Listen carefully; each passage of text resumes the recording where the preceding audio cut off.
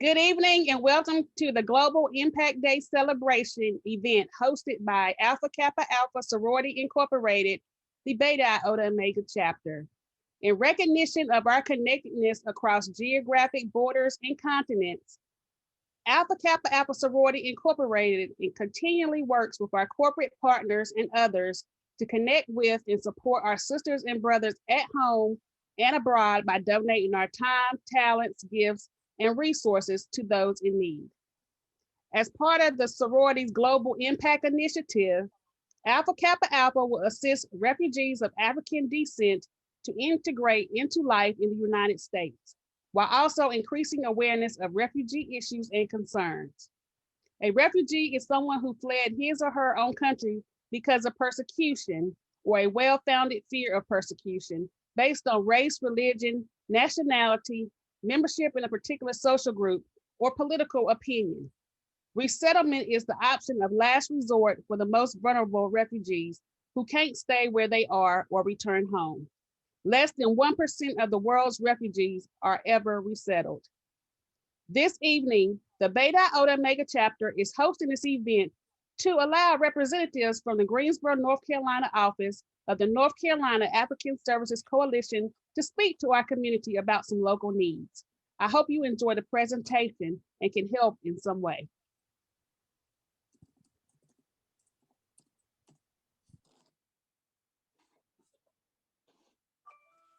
Now we will have our meditation prayer by Mary Carter. Good evening. Let us pray. Dear God, we thank you for this day.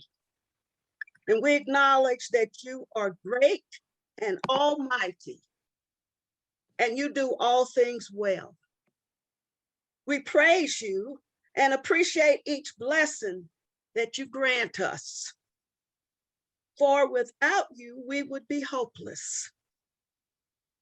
Thank you for loving us and your sacrifice.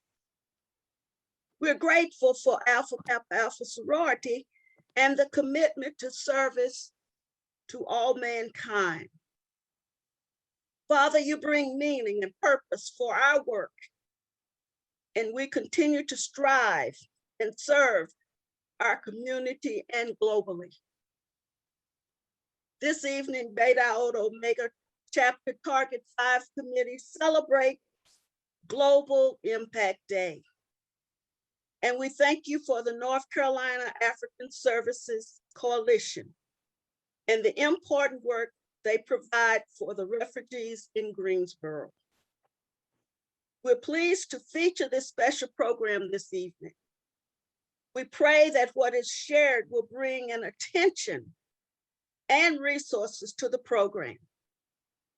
Lord, let it encourage a service-minded spirit in those attending. As Alpha Kappa Alpha women, we will always strive to embrace the needs of others greater than our own with love. In the name of Jesus, we raise this prayer. Amen. Amen. Amen. All right. Good afternoon, everyone. My name is Yastin Burton, and I'm going to tell you a little bit about Target 5's Global Impact Committee. Alpha Kappa Alpha will engage in programming designed to enhance the international footprint of the sorority. Today is our National Global Impact Day, which means we will engage into a community service project that has an international impact and will partner with organizations that make a difference worldwide. We also have our global assistance activities, which are Souls for Souls, Lions Club International, the Pillowcase Project, and the Refugees in America Assistance Program, which we call our RAAP, that focuses on refugees of color in the United States by partnering with organizations engaged in support activities that assist refugees and their families to integrate into the American life. This includes the literacy classes, educational training, and other necessary transitional support.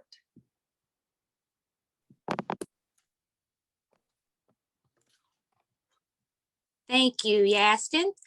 Good evening. My name is Amaya Allen, and I am a co-chair of the Global Impact Committee for the Alpha Kappa Alpha Sorority Incorporated's Beta Iota Omega chapter located in Greensboro, North Carolina.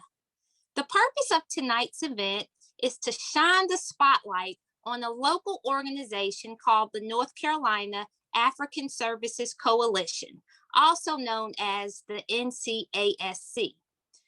They're a nonprofit organization that provides services to refugees, asylees, and human trafficking victims who settle in Greensboro, North Carolina. I am pleased to say that we're joined this evening by the operations manager for the NCASC, Ms. Sandra Thompson, who will be presenting information regarding their services and programs. Sandra Thompson hails from Greensboro, North Carolina, and has worked in human services for the past 8 years. She graduated from the University of North Carolina at Chapel Hill with a Bachelor of Arts degree in psychology with a minor in African American Studies. In her previous work in human services, she worked with marginalized populations, including former offenders and individuals impacted by poverty, including the homeless and unemployed, as well as victims of domestic violence. She is a widow and has 4 children and 4 grandkids. Sandra is a member of Mount Zion Baptist Church, where she enjoys singing, crochet, yoga in her spare time. Let's put our hands together, everyone, and welcome Miss Sandra Thompson. Thank you. Hello, everyone. It's such a pleasure to be here, and it's so inspiring that your organization has this as their mission, because your refugees are one of the most vulnerable populations in the world, and the fact that you recognize that is just huge. So I'm going to jump right into my presentation tonight. Let me share my screen with you.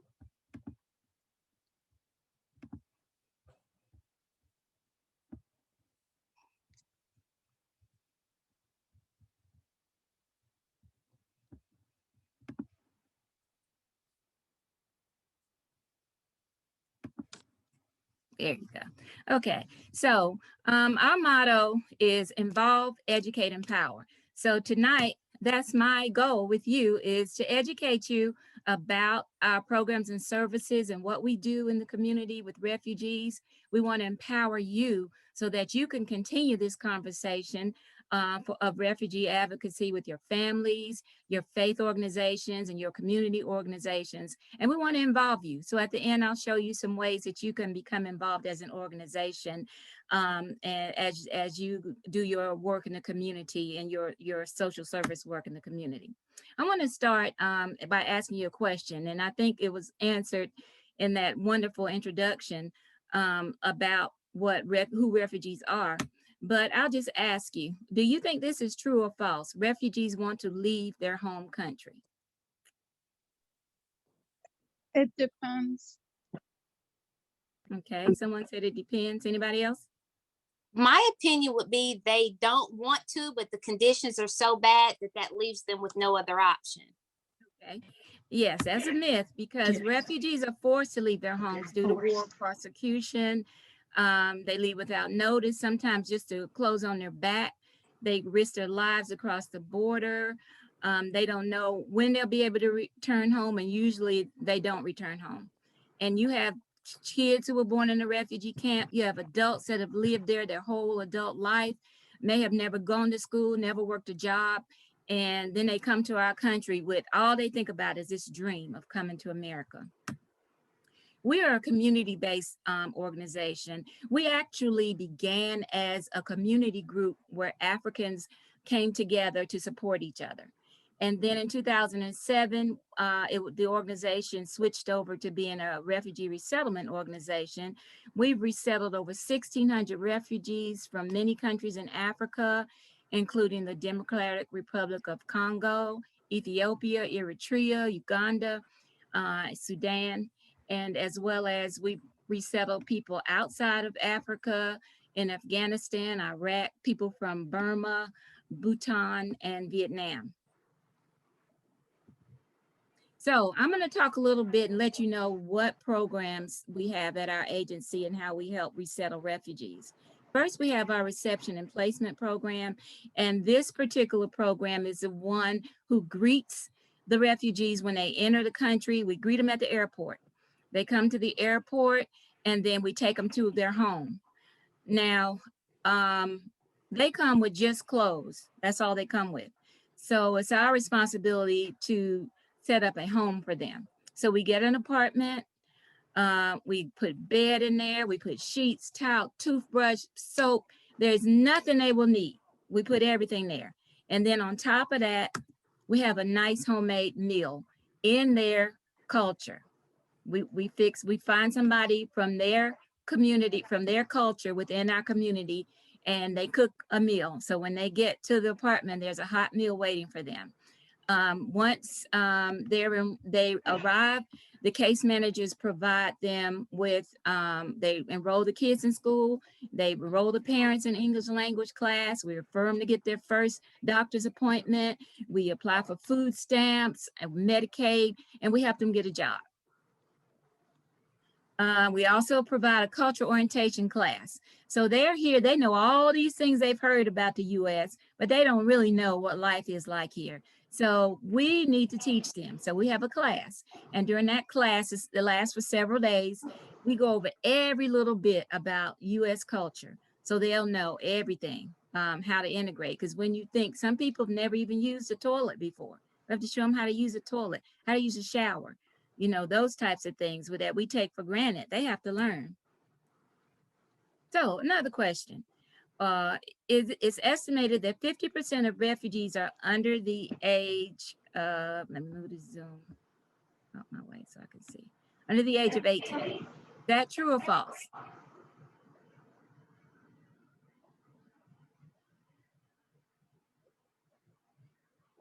Okay, it's true. I think that's true. More than half of the world's refugees are children under the age of 18, and the United States predominantly admits refugee families.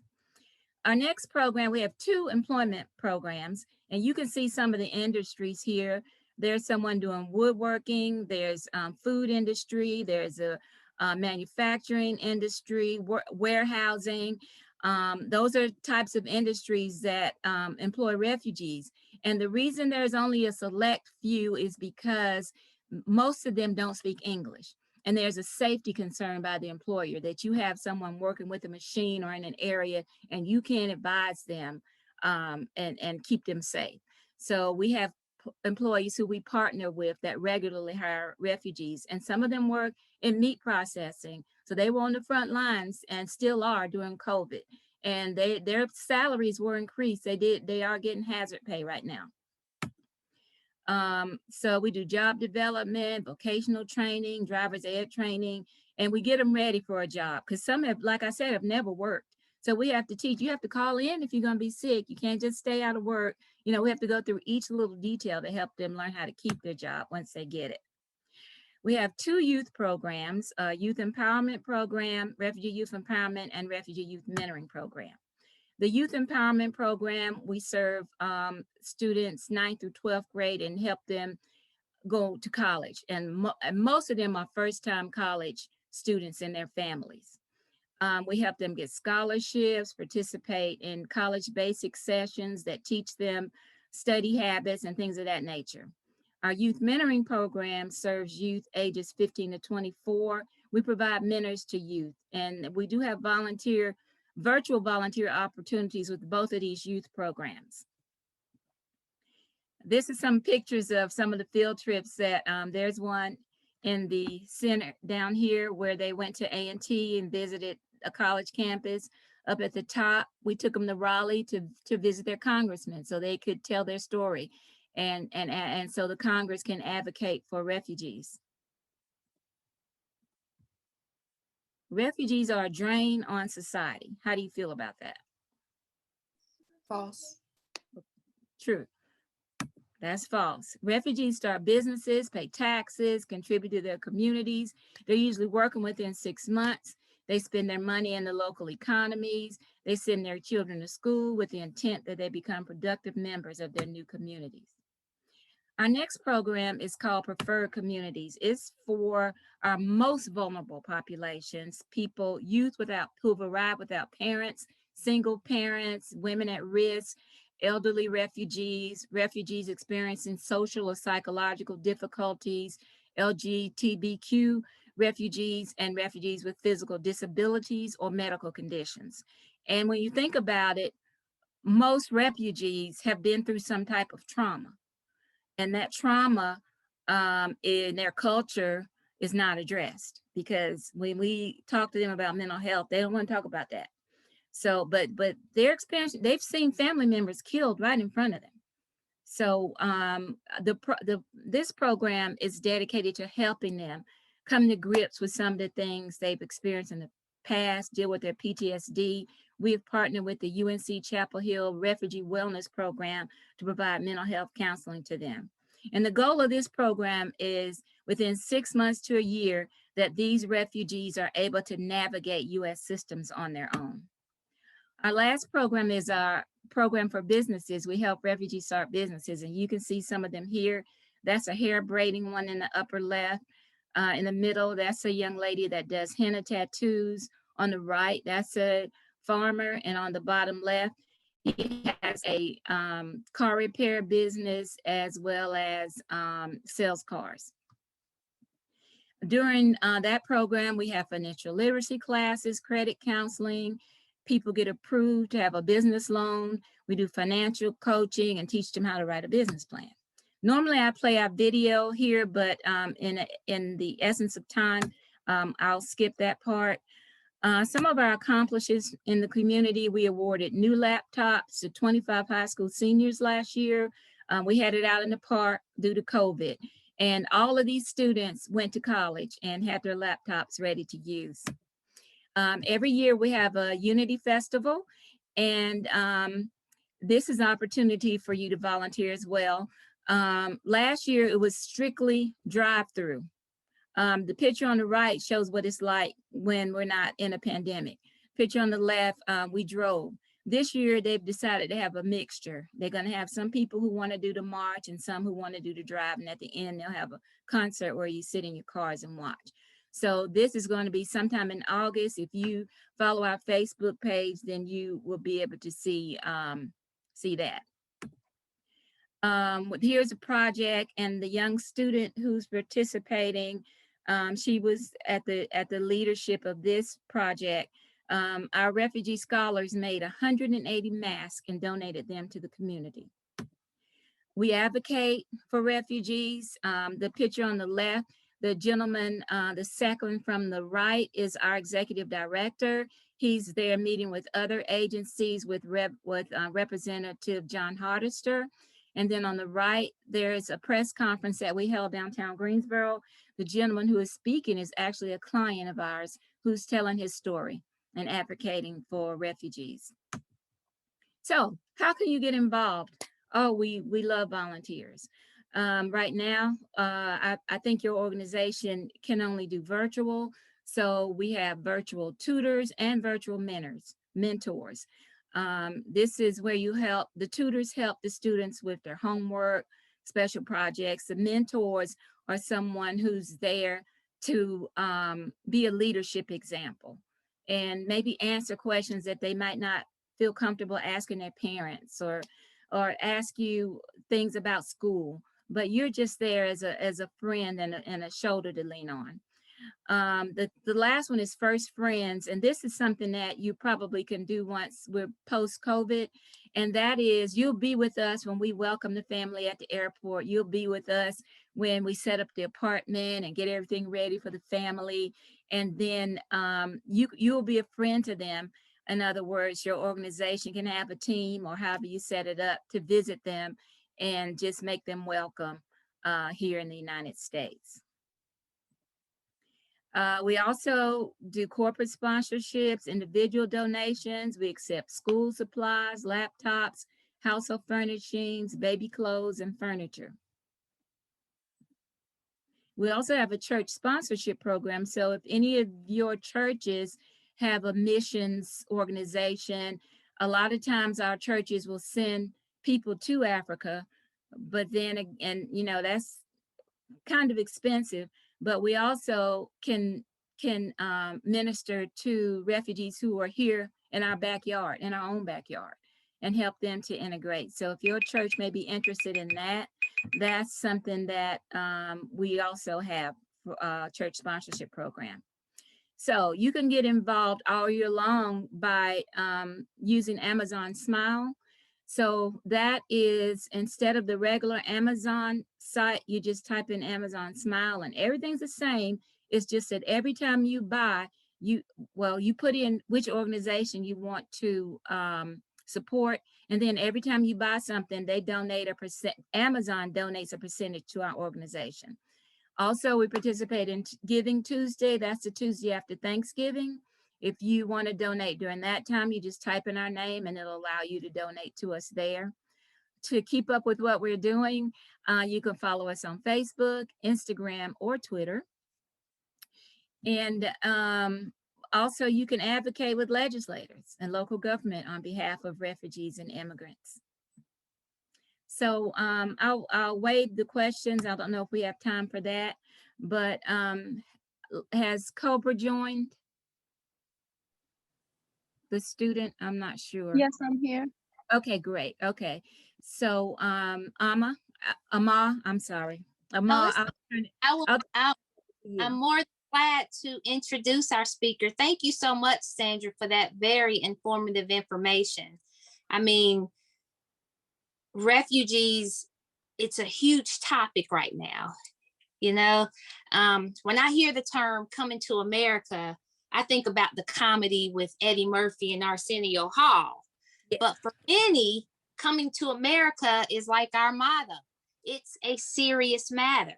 If you watch the nightly news, you have a clear visual of real refugees coming to America to seek asylum.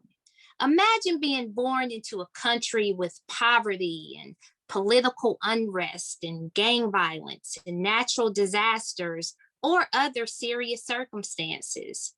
Many have no other choice but to seek help from the greatest country in the world, the United States of America. Tonight, we will hear what it's like to be a refugee that has relocated to America. Please join me in a round of applause as we welcome Cobra.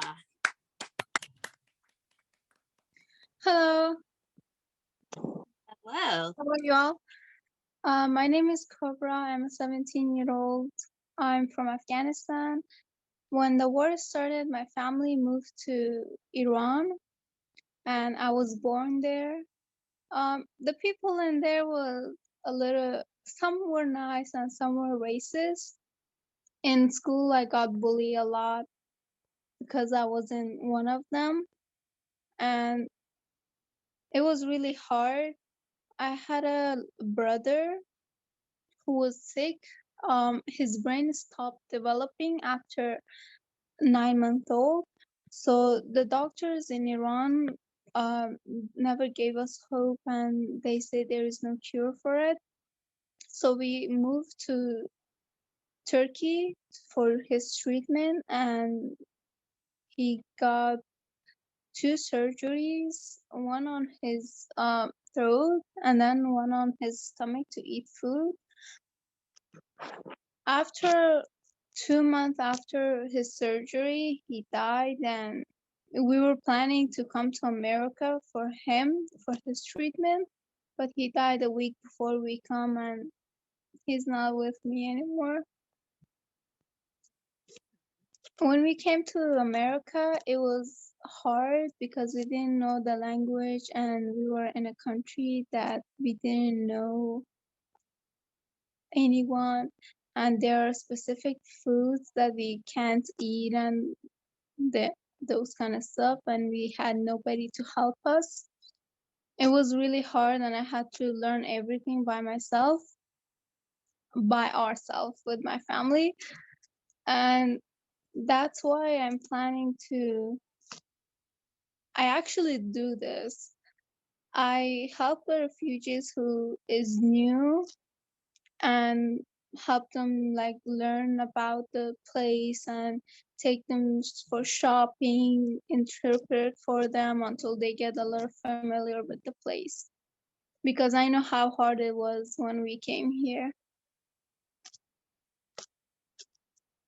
Thank you. Thank you so much, Cobra.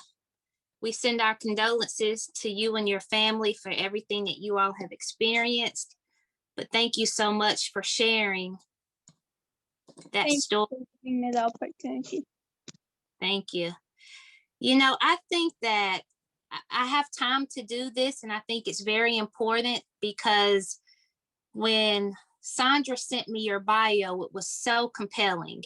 And I am going to read it because we have time, and I think it's so important for everyone listening to hear, for everyone listening to hear this that you wrote, Cobra, okay? And the author of this is the young lady that just spoke. She said, my journey started in a city called Baghlan, Afghanistan. In this city, there are mountains and farms rich in natural resources. It is a perfect place for the Taliban. They bombarded the city, and my grandmother lost her parents, her siblings, and husband. It is dangerous to be a widow with 9 children, so she made the journey on foot to Pakistan and later to Iran, where she was born. My family went to Iran because they thought it would be easier to live in our brother country, but they had no idea how much our brother country hates us. A congenital illness affecting brain development led to the death of 4 of my siblings in Iran. My grandmother decided to take my younger brother to Turkey in hopes of a different outcome. I was 10 years old when we made the winter journey over the mountains, walking behind a smuggler, my 19-year-old uncle carrying my brother. We lost all of our belongings on the way to Turkey. Things didn't go well for my brother. At 3, doctors did surgeries to help him breathe and get nutrition.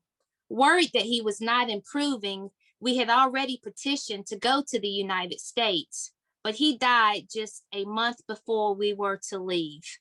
When we arrived, it was back to square one because we did not speak English, except yes or no. Many people have helped me on this journey, so I try to give back. In addition to volunteering at the mosque for food drives, whenever a new refugee family comes to the area, I translate for them at the doctors with government documents and while they shop. During COVID-19, I started sewing masks with my grandmother after donating them to the North Carolina African Services Coalition. They asked us to teach sewing. We sewed more than 150 masks for refugees. I shared my experiences as a speaker at the National Refugee Conference. I was scared, but it was important to share my experiences with other refugees, but also for Americans to understand our experience. After my brother's death, I decided to become a doctor to help other kids with similar diseases show families they're not alone in the struggle. It is a long journey, but I have overcome many obstacles. Cobra, you are the star of the day. Thank you. Beautiful. Now we do have time for questions. If anyone has questions for Sandra or Cobra, we could take this time to do that. Yes, I have a question. Good evening, everybody. First of all, Cobra, you are so brave. Thank you for sharing your story with us. My question for Sandra is, I heard you speak on how long your program is, and my question is for those refugees who need ongoing services or ongoing case management because acclimation relocation into the United States can, especially when you're dealing with trauma, it can be a long-term process. So my question is there any type of ongoing case management services available for refugees that kind of follows them kind of lifelong even, or as long as they're in the United States? Thank you. Very good question. Well, the government is who provides this funding. So the government is not going to see a refugee as being dependent on the government for a very long time. So all our programs are dictated by the government. So our initial resettlement program is 90 days. Our preferred communities program that helps the most vulnerable is 1 year, and then we have to get special permission and we can enroll them in an additional year. For long-term support, we do have a state administered program called Refugee Social Services. This program can support refugees up to 5 years. After 5 years, the government considers a refugee fully assimilated. So they have to depend on regular social service organizations if they need any type of assistance. Actually, that's where our hands are tied. We cannot assist the refugees after 5 years. That's dictated by the government. I have a question.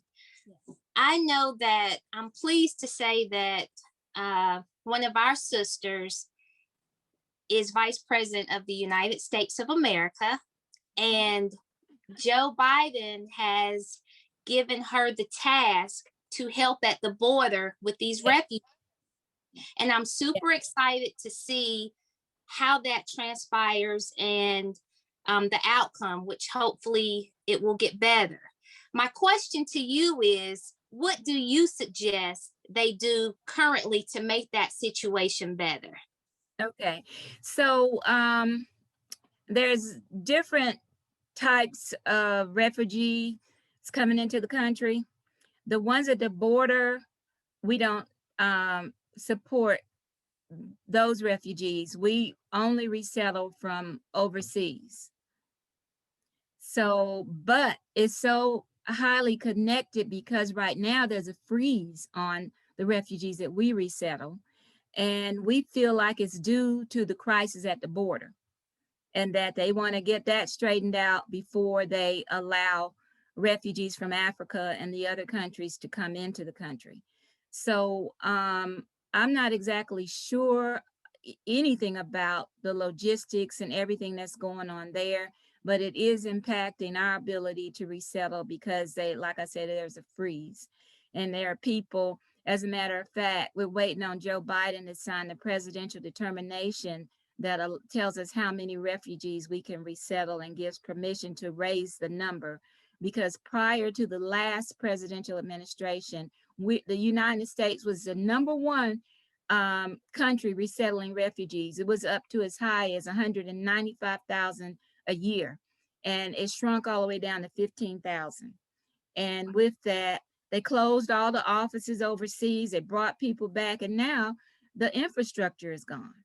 And 100 offices such as ours in the United States closed. So I think what's happening at the border is taking attention away from the resettlement program that's resettling internationally.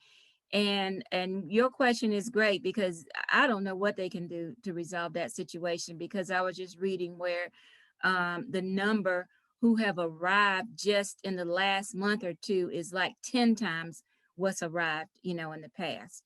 And so I think it's just a perception that this new administration is saying everybody's welcome. So we do have a dilemma, and I just don't know, how to move forward with it. Thanks Hi, for sharing. Sandra. I have a question. Are you finished, Ama? Yes, you go right ahead.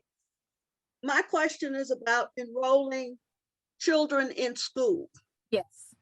What is that process? How long does it take once they get here? And are they placed in regular elementary or secondary schools, or are they placed in a special school environment? I'm so glad you asked that question. All children are initially enrolled in what is called newcomer school. This is a school where all the refugee kids go. So it's more of a safe environment because everybody's the same. Everybody's there trying to learn English. Everybody's new to the country. So it's like a safe place for that first year. But after that first year, then they are sent to public school. So you can imagine that that's kind of like a cultural shock, particularly if you think about high school is tough for kids who already speak English and know the culture. So you know it's difficult for students, and maybe Cobra can even give a better perspective on this question as far as, you know, the how it is to go straight into school like that. But yeah, that we do put everybody in newcomer school first. Thank you. Cobra, are you there to explain your experience in school? I'm here in America or in Yeah. Iran. America. So in America, when I came here, I didn't speak any English, and I used to go to newcomer school, and some of the teachers in there you were speaking Turkish. The teachers was very nice students too. They help us in any way they could, and the only problem was that I didn't learn English in there because teachers used to explain to me in my own language. So when I came to high school in normal public school, I had hard time because I didn't speak very much English, and in the normal high school, the teachers used to speak really fast, and I had hard time catching up. Then the teachers was very nice. They take time and explain to me like separately and make sure that I understood. After a little bit of time left, they gave me ESL classes. I took them. My English became better, and there's a program in the African Solis Coalition that I was in there for college preparation. They helped me to meet a person a tutor. She's really nice. She helped me with everything, and she gave me English classes separately, and she helped me with my grammar, everything. Now my English is very, very good than before. This program helped me a lot, and it's really helpful. I thank whoever came up or whoever found it. Leon, our executive director, he came up with that program. Thank you so much. Thank you, Cobra. Do we have any more questions? Yeah, Sharon Flack. I'm sorry. Go ahead. I can wait, Ayana. Yes, go ahead. By all means, go ahead. Okay, thank you. Hi, everyone. I have a question. So I know you mentioned, this is for you, Miss Sandra, if I'm correct, pronouncing it correctly. Yes. So I know you mentioned like having the apartment ready and having food cooked. So how do you all go about religious services? Because I know a lot of them too practice different religions and everything. Do you all offer like is there any places in Greensboro or any type of places they can worship? How do you all go about that? Yes, well, the people who were in the camp together, they consider everybody that's in the camp as their family. And when they come here, some people are already here who they were in the camp with. So they find their family members and their friends really quickly. And yes, they have already established their own churches in the community. they have no trouble finding a church home because so many in an earlier slide, I didn't mention it, but it was on there that actually Guilford County resettles more refugees than any other county in North Carolina. And so we have such a diverse mixture of individuals, and most people, yeah, they find their faith here already established. Awesome. Thank you for that. Miss Sandra, this is Sharon Flack. Thank you so much for your time today. I really appreciate all of the information that you've shared. And that was one of my questions. Which county in North Carolina was settling the most students in the largest population of refugees? Do you have any breakdown between in percentages between male and female students that come in that we're responsible for? I'm just wondering what the percentage is based upon male and female needs.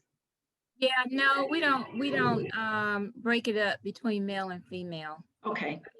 We can go in and find that if anybody ever asks us, and you know, but no, we don't even report by gender with the youth programs. Okay, so it's just one lump. Thank you. We have different initiatives within the youth program that work with different factions, just like there's a male to male mentoring group that we refer boys to, yes, you know, and we have other gender organizations, like we have a women's support group and things of that nature. Okay, thank you very much. Do we have any other questions? I have a question, Ms. Thompson. If I'm correct, you mentioned that there's a certain time period that you work with the refugees and then that time period ends. So could you describe what that transition looks like in ending that support so that whatever work you've done with the refugees is sustainable for the rest of the time period they're here? So what the process basically looks like is everybody goes into the first program, reception and placement. It is there that we can observe, now this person, do they have special needs? So we're already thinking ahead. If we feel they have special needs, then after one thing about the government, they don't want one person in two programs at the same time. They tell us we'll be double dipping. So we're looking ahead. When that person is closed out of the initial program, we'll refer them to the preferred communities. They'll be home there for 6 months to a year. On top of that, everyone is referred to an employment program. So they'll either go to a 6-month program, and that's for people who we feel are ready to work, won't have any problems with work. Then we have another program, and this is the program that's up to 5 years, where the people who may be elderly, who may have to go on disability, families, so they can be enrolled in Work First, single mothers, so they can be enrolled in Work First. And so anybody that needs extra help or case management will roll into that one refugee social services program. And the government feels that at that 5-year mark, they should be fully integrated.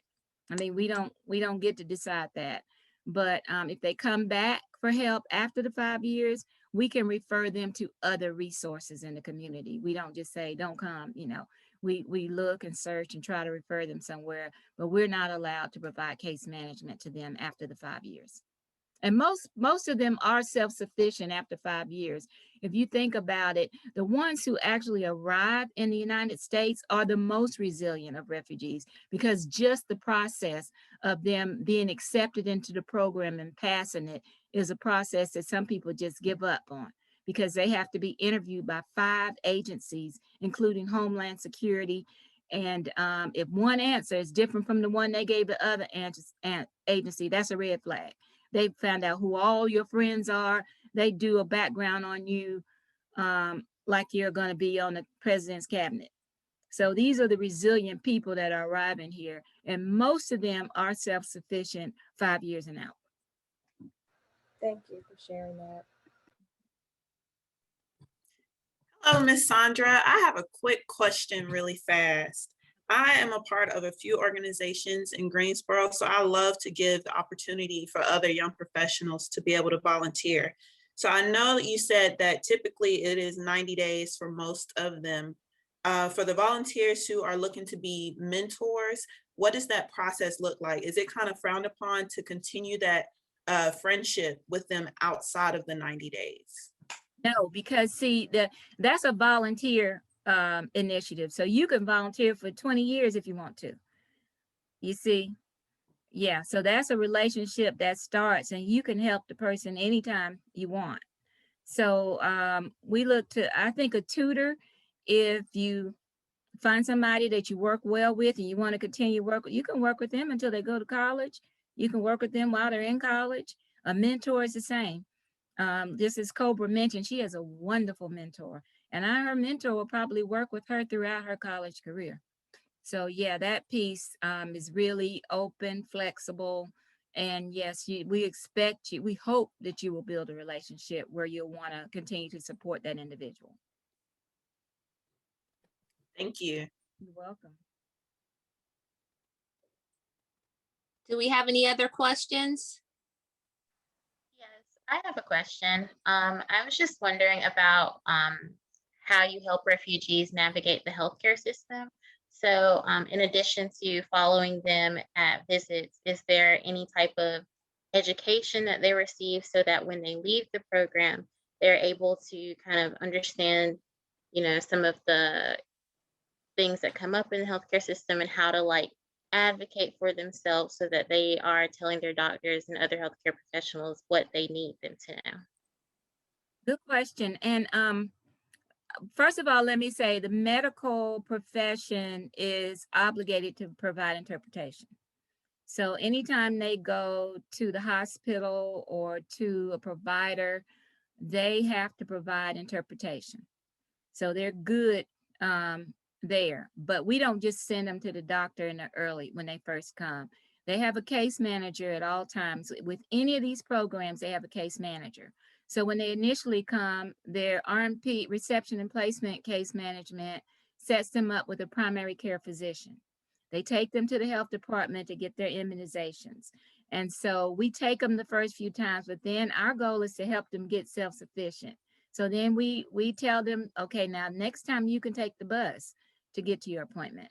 And once they get there, an interpreter is assigned to them at the medical provider. And usually it's virtual interpretation. They have the little iPads and they pull up the interpreter and they interpret for them. But if they're enrolled in a program, there's a chance that their case managers will take them to an appointment or help them, especially if they're in the preferred communities program with special needs, where people have chronic medical conditions and disability. Their case manager will go with them to the doctor and help them navigate that process. Okay, thank you. You're welcome. Hi, Ms. Hudson, it's YC Brody, and I have a really quick question.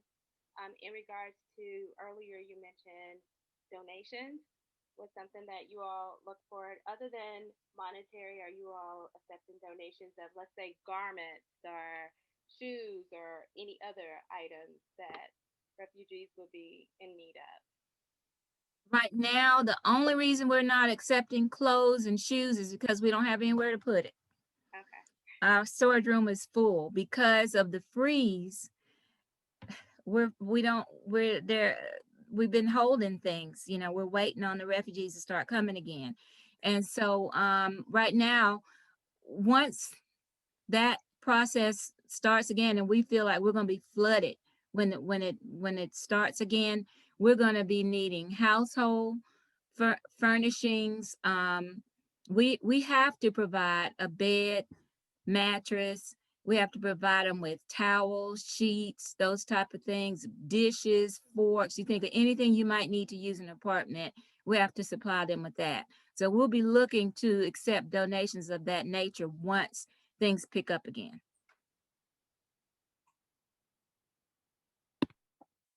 We have time for one more question.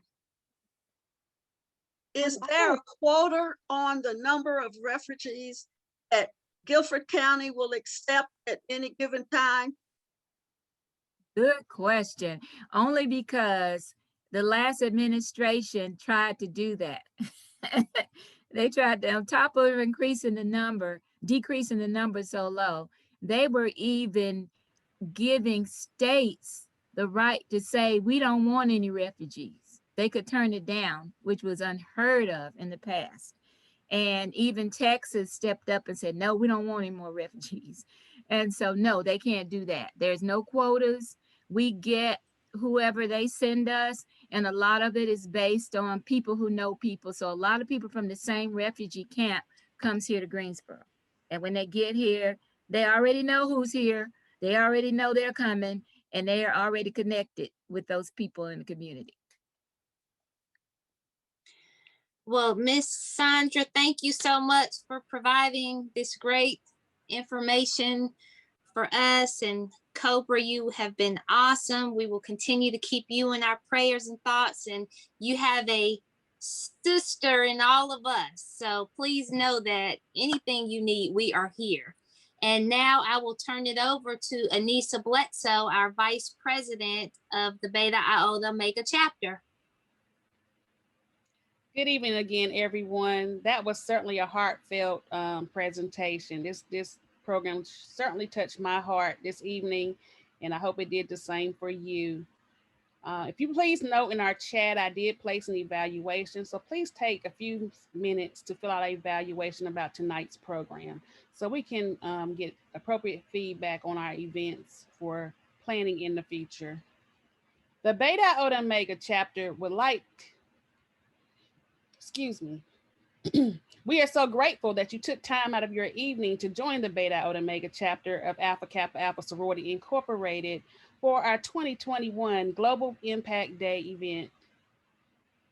Tonight's program was aimed at informing the community of our sorority's Refugees in America Assistance Program initiative by highlighting our local North Carolina African American Services Organization. The Beta Iota Omega chapter would like to thank Ms. Sandra Thompson for taking time out of her busy schedule to educate our community on the North Carolina African Services Coalition. We certainly enjoyed your presentation, and we look forward to working with your organization in the near future. To Cobra, we commend you on highlighting and sharing your personal experiences as a former refugee with our audience this evening. You are certainly a strong young woman and a great inspiration to others. I would also like to thank our Target 5 Global Impact Chairman, Amai Allen and Yastin Burton, as well as their committee for leading this event this evening. In celebration of Global Impact Day today, we also have some other program targets host some activities across our community. Our Target 1 HBCU for Life and CAP has started another initiative to enroll high school juniors and seniors in our signature program on today. Our Target 2 committee has been walking today in their African attire in preparation for tonight's program. And our Target 3 Economic Legacy Committee provided lunches for 2 African American dental offices in our area today. Thank you so much for joining us this evening, and please join us tomorrow for our fitness program tomorrow morning at 11 a.m. to end this Global Impact Day celebration. Have a wonderful evening and weekend.